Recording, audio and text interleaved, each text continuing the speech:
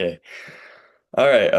I guess I like to start interviews with names, of course. I guess I'll go first. I'm Tiago Woodyard. Um, I play in a few projects, and I guess I'm the interviewer. Okay. My name's Rob Wehrle, and was maybe the guitar player, singer, songwriter for The Emergency and a band out of Morgantown, West Virginia. And I'm the interviewee. All right.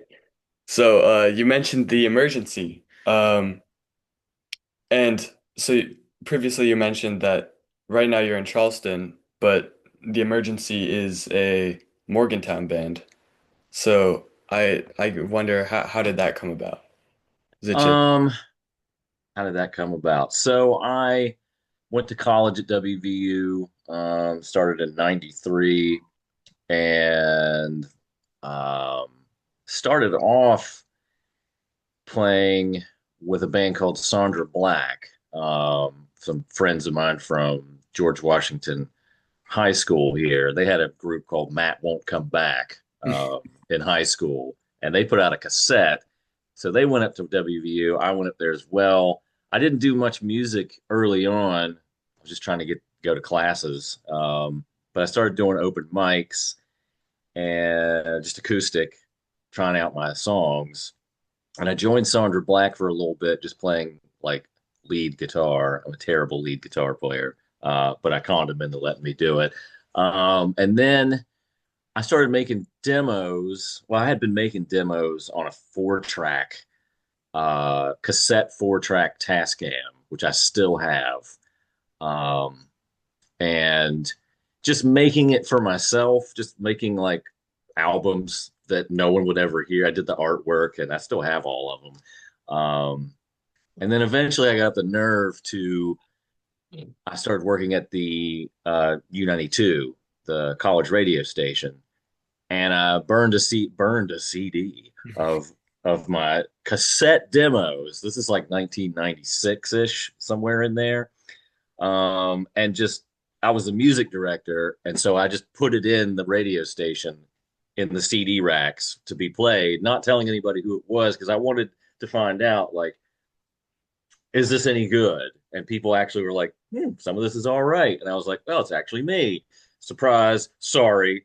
Um, and then a friend of a friend, Aaron Carruthers, heard this CD, and he liked what he heard, and he's a very proactive, get things done kind of guy. And he just kept bugging me to like get together. And then he found us a drummer, Kevin Post. And then we just started rehearsing and started playing shows at Pleasant Street, and people started showing up and clapping. Um, so we have been doing something right. So there you go. cool? So yeah, so you mentioned who Kevin and Aaron, right? Yes. And so was this the lineup throughout the whole tenure and still I guess to this day? Yeah, Kevin is not in the group anymore. We've recruited recently Clint Sutton, who is William Matheny's drummer, among many other artists, and a great songwriter on his own. And he put out a record as well many years ago, which is excellent. And I don't, we're sort of toying with, I have tons of songs. I want to record again. We've played a few live shows. Not 100% sure. It's not like a full time thing anymore. It's sort of like when we have the time. But we'll see. We'll Yeah, see. definitely. I guess I can start getting into the time around your first album. Uh, Okay. what was that like? I guess what places did you record at? We recorded at Zone 8 Studios, which is in Granville, which is right outside of Morgantown. Like literally, you can throw a rock at it from campus. And that's Mark Poole's studio that's still there. And it was his house. He had a bed, and the whole house was a recording studio. and lots of folks had recorded there before. Almost everybody, that's where they went back in those days. And just started recording the record there, and that was very fun. Mark Poole is an amazing guy. Couldn't ask for anybody better to work with. Also in several bands, he's in the Phantom Six, which used to be called Moon. He's an insanely good guitar player, just all around knowledgeable and songwriter. So it's like the perfect guy you want recording your album. Yeah. Um, and you just sat on his bed with all the equipment there, and then you'd go into the kitchen and plug your guitar in, and the drums would be in the dining room. And then some people would record vocals, I think, in the bathroom because it has a cool echo effect to it, just natural bathroom sound. Yeah. Um, yeah, recorded 14 songs there in 2000. When was that? 2002, 2003, I think, and the album came out in 2003. Um, yeah, and printed it up on CD, and it's out there in the streaming world, Apple and Spotify and all that. And there are no CDs left. They're all gone. We sold them all. I have one. Um, I'd like to reprint it someday. Maybe on vinyl would be cool. Um, so yeah, that's the beginning of it. Yeah, that's definitely an achievement. I've printed 10 CDs and sold only one. Mm. It's yeah, it's amazing that it just took off, on a small regional level. And we toured too. We toured. We got shows wherever we could, trading shows with friends in Ohio and some places in Virginia and DC, uh, and just kept playing and trying to go out of town, Cleveland and Columbus and Cincinnati. We made it all the way to Iowa City one time, I think. Did we go all the way to Iowa City? Yes, all the way to Iowa City and Chicago. And you just take your CDs with you. People are there, and I mean, if they want to give you money for them, great. If you're not, you're just like, here, you seem nice, just take it. Yeah. Um, just because you want your music out there more than anything. I think more than anything, bands, artists, singers, songwriters just want people to hear it. Um, and then maybe one day you can actually make a living at it. Some people get to do that. Yeah. It's, a real privilege. And well, like you mentioned, you're running this building, landlording, I guess. So that's that's like a main hustle instead of having Yeah, to. yeah, and I'm a dad now. I have a 10-year-old, and I want to make time for music. I mean, I've got Folklore Music Exchange, the instrument shop in my building, and they have great shows there. They do Yeah. Mountain State music. They have open mics, and Justin, the proprietor, is keeps saying like, "Why don't you just come on down and do an open mic?" And I'm like, "I got to practice. That's the thing. It's finding time to practice, and uh, I will when I get. It'll happen soon. There'll be more musical activities, hopefully very soon. Yeah. Yeah, I love that place. Yeah, it's great. Um, you mentioned Matt Won't Come Back was a band, but that's also a song on How Can You Move, right? Yes, yes. And I wrote that as a sort of nostalgic tribute to high school days, and the lyrics deal with like meeting those guys, kindred spirits musically, like this would have been the early 90s, so it's interesting. It was just nice to go to high school and meet people who had heard of Dinosaur Jr. and the Pixies and the Violent Femmes, Sonic Youth. All that stuff was very underground at that time. This is when I was in high school, before, right when Nirvana and Nevermind came out, Pearl Jam, Smashing Pumpkins. So to meet people who were already in tune to that was very cool. But you're 18 years old. We're, we're, Hmm. we're sharing. our musical loves, that most people at that point hadn't heard of until the '90s got going, and that scene, the whole grunge and underground punk scene, became more mainstream. Soundgarden and then Radiohead and that stuff came along. So it's sort of a song, just like a nostalgic trip of like a tribute to that band and to the main songwriter Billy Zwiener, who was the main songwriter in Matt Won't Come Back and Sonder Black. So it's sort of an homage to that. Cool. Did you ever get to meet the titular Matt? I don't think I remember. Maybe he was the drummer, I think, in that band, and then they he left, and then they changed the name of the band. I think I may have known him. Maybe he's just an urban legend at this point. I don't know. I do remember that Don Hoyer, the bass player, painted his car, the Velvet Underground Banana, on his car and the name of the band on the side in high school. And so you see this silver car drive around with the Velvet Underground Andy Warhol Banana on it, and then Matt Won't Come Back on it. And I was just like, man, that kid's got nerve. Like, I need to meet that guy. Who doesn't want to know that guy? Yeah. So yeah.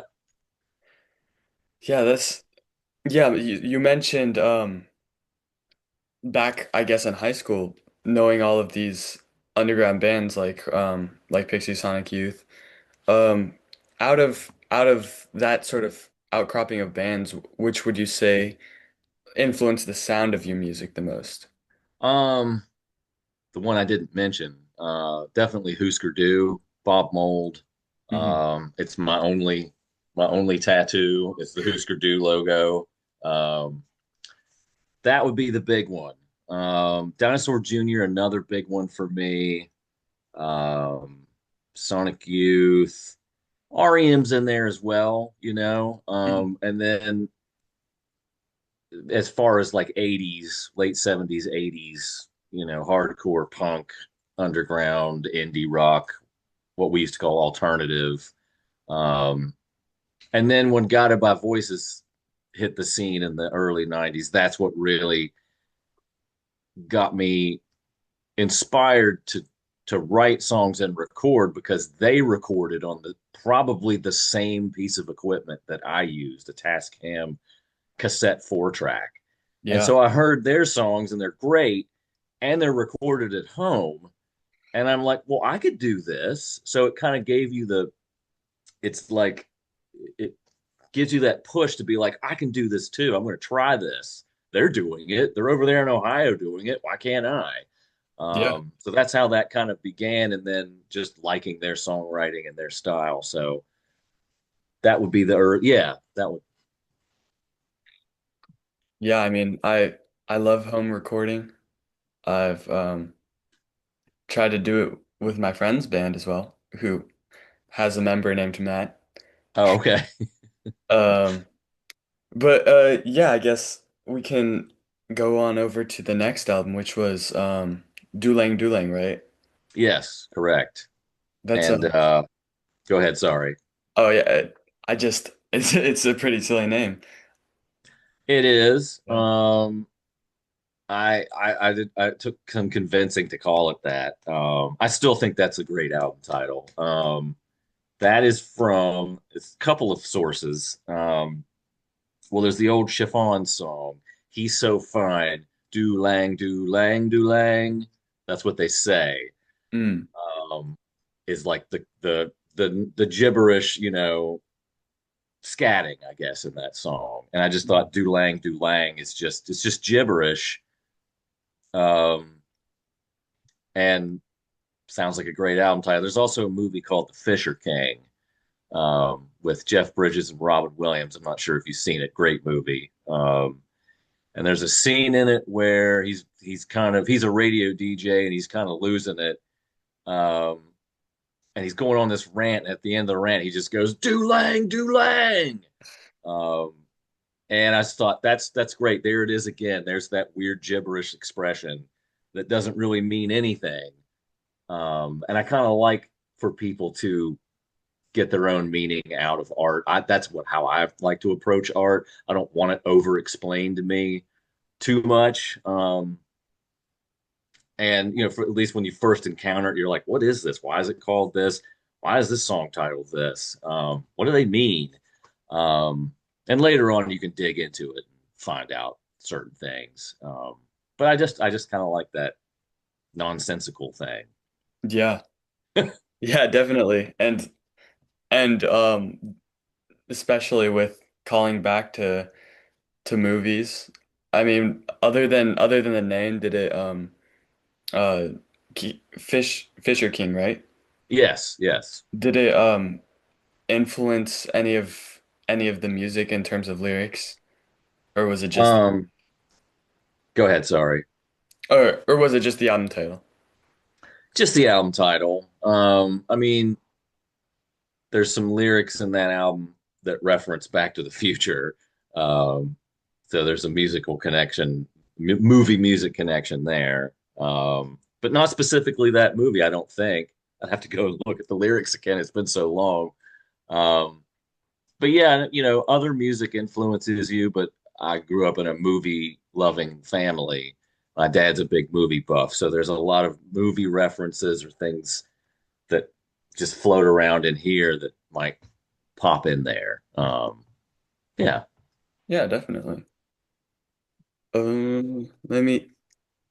The trail has gone cold. There's a good album title. The trail has gone cold. Yeah, why not? Yeah. Um, this might just be an extension of the home recording thing, but in All Over Town from the first album, there's like a radio outro. Yes, Yeah. total accident. Um, well, no, not an accident, sort of a planned accident. So I wanted the song to fade out, and it's like that's a radio. I'm tuning through think AM radio on that. And I just wanted some like weird background noise as the song fades out. And so I'm just switching from AM radio station to the next with the white noise or whatever you want to call it in the background. And then just happened to land upon that End of the World song Yeah. by Kitty Wells. Is that who that is? No. I know the song you're talking about. Yeah. And it just worked so well. And then I actually had to um, get the rights to use it. I had to find because it's over 9 seconds, or it's a certain amount of time that fair use sampling, but that was too long.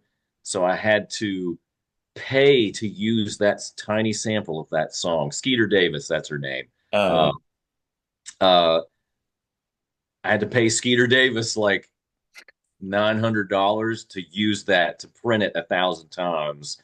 Um, because I'm sampling and I got to pay for my samples. Yeah. But yeah, I had to stay because it was just a neat effect, and it's also, and this is, I'll, I didn't realize it at the time, but at the end of "I Am the Walrus," the same thing is happening in that song. Someone is going through the TV or the radio at the end of "I Am the Walrus," and you hear snippets of radio plays and interviews, and Mhm. so subconsciously I didn't mean to do the same thing, but there's a lot of subconscious stealing from the Beatles in my brain because that's one of my top groups as well.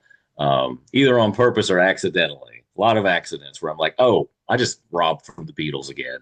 Oh well. Well, you gotta steal from the best, I guess. Yeah, you might as well, Yeah. right?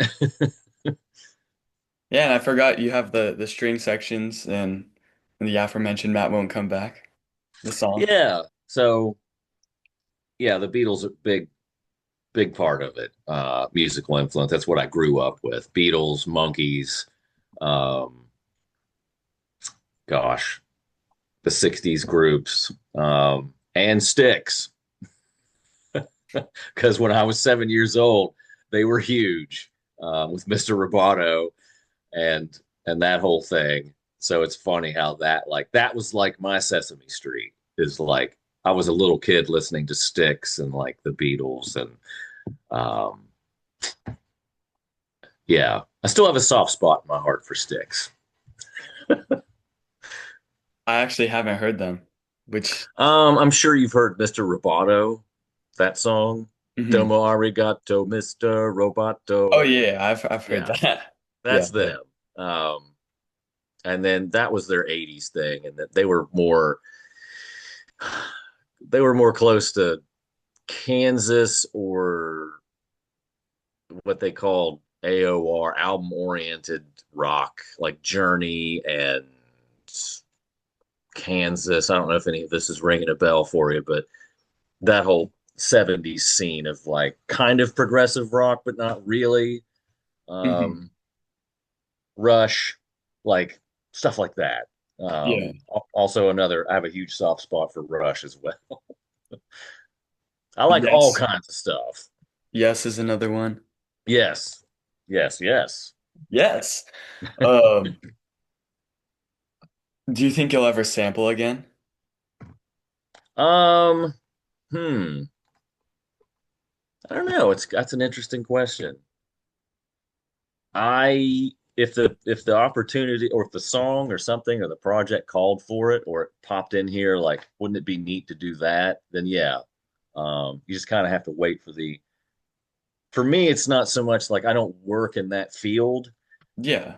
but I would have to wait for the moment where the song would have to call for it or like say, hey, you should, you know, and then I'm all for it. I'm all for throwing anything into the mix. So yeah. And if you don't want to pay $900, Just make it less than a certain amount of seconds and you're okay. As far yeah. as I know, at least that's how it used to be.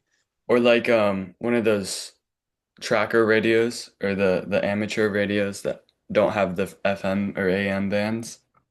Right. Yeah. There you go. Um, yeah, I guess the strings. Did you pay anybody from the university to like record that? On Matt Won't Come Back. Yeah. That's just that's just keyboards, synthesizers. Not I wish they were real strings. I wish I could have pulled that off. There's real horns on Dulang Dulang, trumpet player friend of ours. Um, but no, I don't remember what keyboard that was. It was a nice one, but it's just the string setting Oh wow. on a Yamaha or a Casio or some fairly decent keyboard of its time synthesizer, Yeah. and it worked. Turned out all right. Yeah, that's I didn't even realize it. That's good. Well, there's like back in the day, there's like the Mellotron. Right. Yeah. That would have been cool to hear, but those are really expensive nowadays, right? I love those things. Yeah, I've heard that I've never seen one. It's like a unicorn. I've never even seen one.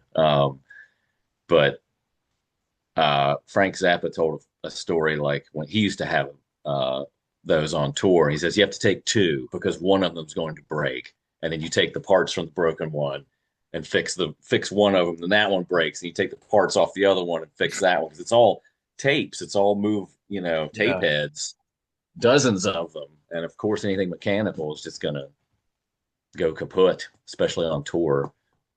Yeah. So I guess emulation is the best middle ground Yeah, yeah, yeah. since imitating or synthesizers imitating the Mellotron or you could just pay real string players. Yeah, yeah, or have string player friends. That's the key. It's like Yeah.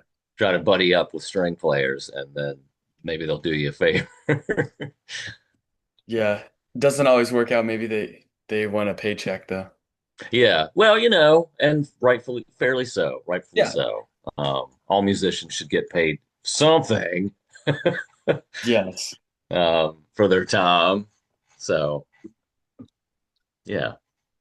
Do you have any funny tour stories Oh from gosh, I'm the sure. from Ohio Um, or Virginia? let's see. funny tour story. Gosh, it's such a long time ago. I used to keep a diary of all this stuff, and I can't find it anywhere. Well, we went the one tour we did tour. I use that word loosely. I was never like cross country. 200 dates a year. We're talking like 2 weeks at best. Um, we we took a van, of course, two bands, us and the Braille Drivers, another band from Morgantown. Jay Marinelli was in that band. Now he's a solo artist.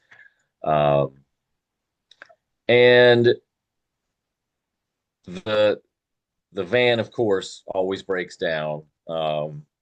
And uh, let's see, what did we call it? So two of the tires went bad on it. And so we love a good Lord of the Rings reference. And so we called the tour the Fellowship of the Rock because it was friends of ours. And then when the two tires went, it wasn't the two towers, the second part of Lord of the Rings, it was the two tires.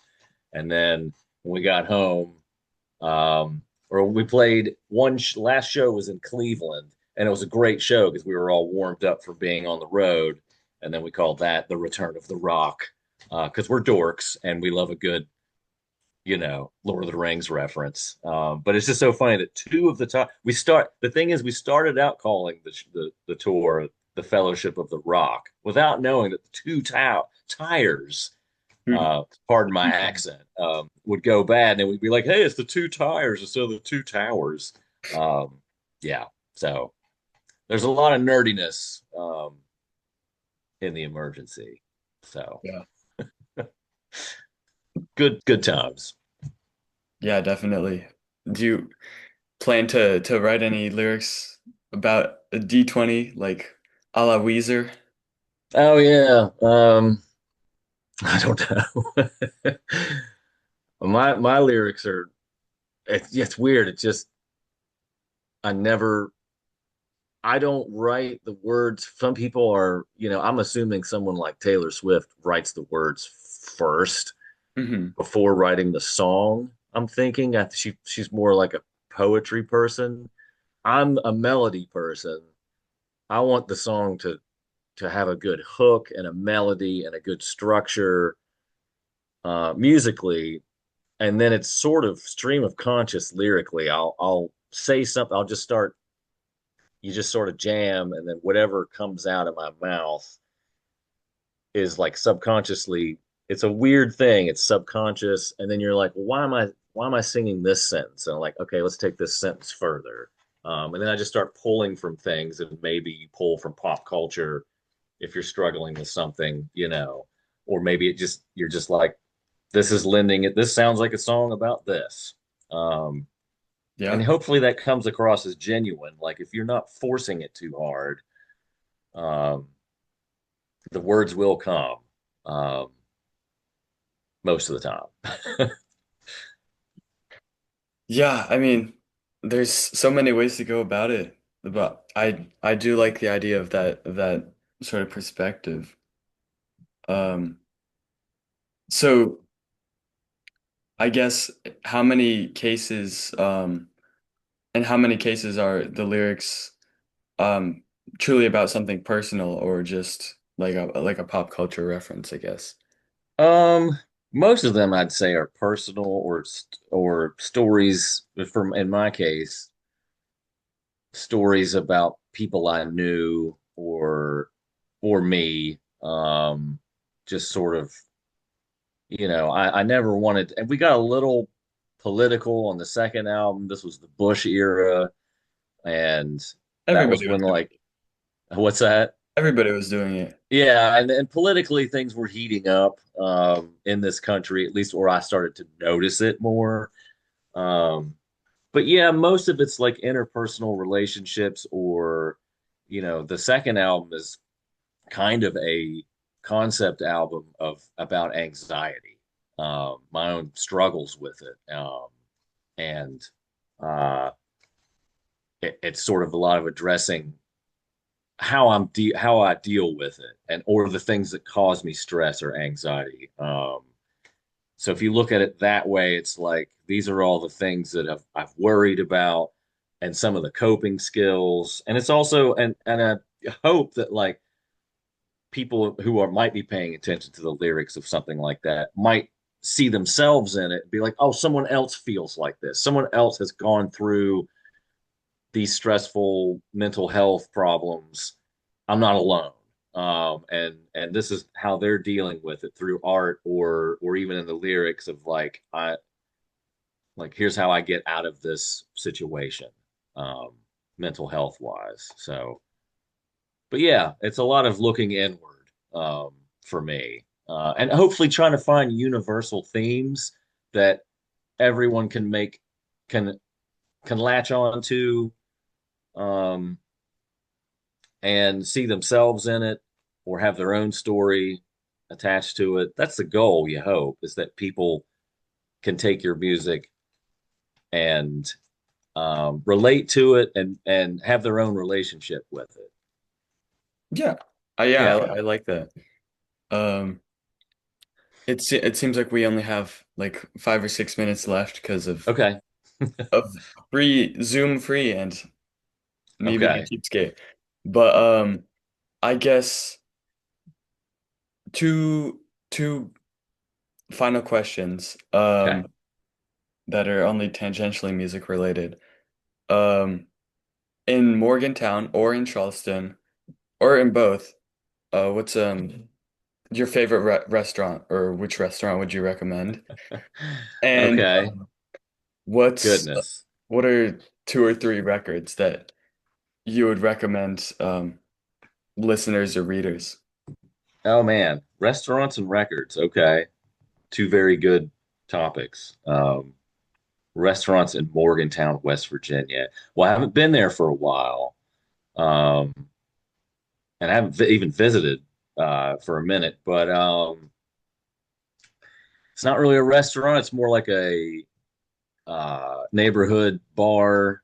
There's two of them. Jeans in South Park. Great hot dogs. Great atmosphere. It's a post World War II neighborhood institution. And it's fantastic. And then there's the Fish Bowl, which has good like bar food, really excellent bar food, excellent atmosphere. Um, I can't really recommend a fancy restaurant because I've been there and I didn't really couldn't afford to eat at the fancier ones when I was there. Yeah, Um, definitely. but I know there are quite a few really good ones. There's and some of them are gone since my time, unfortunately. Here in town, let me see, in Charleston, West Virginia.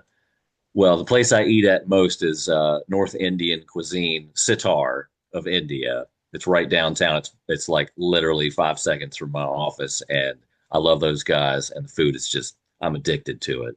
Um, there's many good places to eat in Charleston, West Virginia.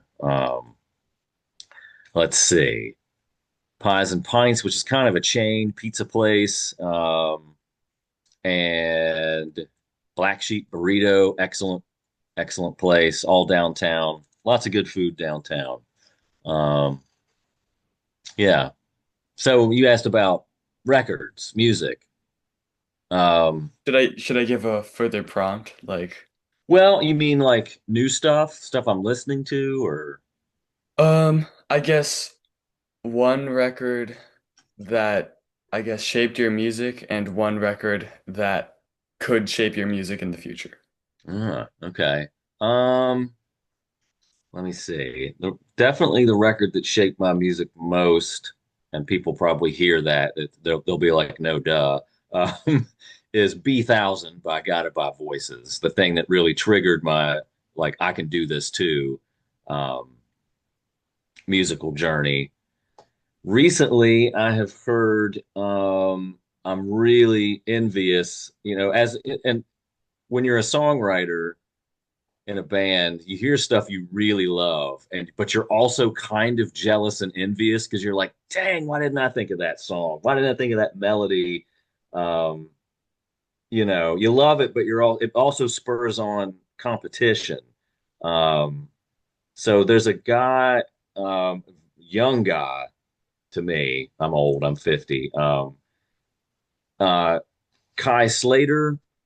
I don't know if that name rings a bell. He's in a group called Lifeguard. They're on Matador Records, but he also does a project called Sharp Pens. Um, and Radio DDR is the album I think it came out last year and it finally came out on vinyl this year. But this guy, I mean, I think he's 19 or 20, and just superb songwriting. Excellent. And it has a home recording feel to it. It may actually be home recorded, or I don't know what he's doing. I don't know what the sauce is, but I like it. And just excellent songs. His album, I like Lifeguard. It's more angular post punk stuff. But I'm really into Sharp Pens, which is more power pop. Um, I hear a lot of Kinks, Big Star, Replacements, REM, that kind of influence. And it's also encouraging to hear someone that young, at least from my perspective. When you get older, you're like, is anyone going to be into this stuff that I'm into? Yeah. You know, it's amazing. Some things last, some things stick around, some things are forgotten. And when you're my age and you see younger kids into something that you were into from 30 years ago, you're like, oh, great, cool. So it's encouraging that, um, or it just makes me happy that there are people making, these days I hear a lot. I work at a radio station now, WTSQ, um, that's also in my building. And you hear a lot from people older than me, like, there's no good music. Where's all the good music? All the good music was made in the 60s and 70s, or even my generation's like the mid 90s. But it's just harder to find. But I tell people that there's someone making music that you like right now. You just have to go and find it. Yeah. Because I go and dig around. I'm a huge music nerd, music fan, first and foremost. Um, so yeah, it's just nice finding something like that, Sharp Pens, and you're like, wow, this is like Goldilocks zone stuff for me. So yeah, sorry, it was kind of long-winded answer. No, yeah, no, that was perfect. All right, shall we let the meeting run out or shall we? uh, Whatever, man. I gotta go. I gotta get off of here and do some adulting pretty soon. But if you have anything else, Um, I guess plug WTSQ. yeah, WTSQ 88.1 FM. It's independent radio. It's very much like a college radio station, independent radio, non-commercial.